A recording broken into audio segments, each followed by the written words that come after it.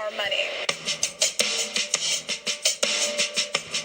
The onset of the coronavirus pandemic is forcing institutions around the world to rethink about one particularly germy surface: cold, hard cash.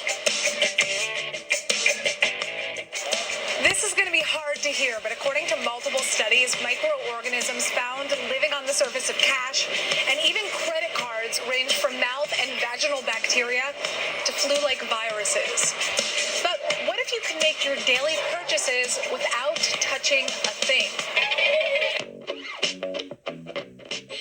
Welcome to Sweden, where thousands of people are inserting tiny microchips under their skin so that they no longer have to carry cash, IDs, gym passes, and key cards to get into work. I have 2 microchip implants, one on the right and one on the left. I got the micro implants because I wanted to be part of the future. I don't need keys, so I'm able to actually open the doors with my hands. These tiny chips are about the size of a grain of rice, and they're implanted into the back of the hand with a syringe. And so far, about 3,000 Swedes have gotten them implemented. So in Sweden, you can actually use it to put your train tickets inside. You can actually use it with Scandinavia's biggest gym chain, so you don't actually need to show your membership card. I use it personally as a business card, so you can actually put your phone on my hand and then my LinkedIn pops up. So, who's behind this technology? This is Hans Seppienshowblad, and he's the CEO and co-founder of Disruptive Subdermals. They're one of the leading companies when it comes to developing microchip technologies. I first encountered chip implants for humans almost 10 years ago. I felt that this is a very interesting technology that we could potentially do some awesome things with. So I bought a bunch online, got together a bunch of friends, and we had our first chip implant party. The number one reason for getting an implant is simply convenience. It allows you to eliminate some of the clutter in your life. Implants can also be used for making payments. For example, here at Epicenter in Stockholm, we use our implants in different vending machines, buying snacks and candy and juices whenever we feel like it. Microchips may sound too futuristic for you, but Sweden is expected to be the world's first cashless economy by March of 2023. But now, microchips could be used for more than just convenience. They have the potential to change healthcare and the way governments are handling the coronavirus crisis.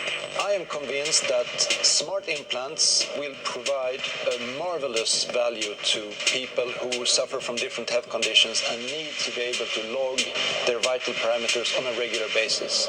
It could be body temperature, pulse, blood pressure, and imagine if you could just do that by swiping yourself with a smartphone at any time. For example, the implants that we designed allow people to measure their body temperature. It has some very interesting applications to see how fever is spreading in the population, and I think that we will really need those tools to not least understand the ongoing pandemic, but in particular to be able to spot future pandemics at an early stage. But how safe is your data in a body chip?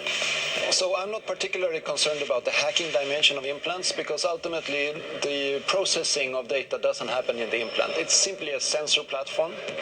All the processing happens in the smartphone. That's where the data is analyzed and where it's packaged and presented. Cybertech experts still cite potential issues with data handling. If data isn't secure, others can access your info. And once it's out there, it's hard to get back. And in some cases, users could even be giving their data away without even realizing it in the terms and conditions that they sign on their smartphones.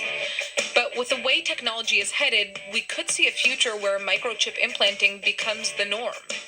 I believe that I'm going to be able to use my microchips to do payments in the future, identification, tickets. In Sweden, every shop, in every kiosk, in public transport, there are always these touch terminals where people either touch their phone or their wallet with a credit card inside. So this means that the infrastructure for making payments, also with an implant, are already there. The question is, could this Black Mirror type of technology be implemented in other countries? Hans' ultimate vision is to take health microchips to developing countries countries where healthcare systems are less developed, so that people in remote areas with limited access to hospital facilities could just send their health information to doctors around the world to receive diagnosis. But until that technology is fully developed, would you be willing to get a microchip? It's here. Jesus saves. Amen. Amen.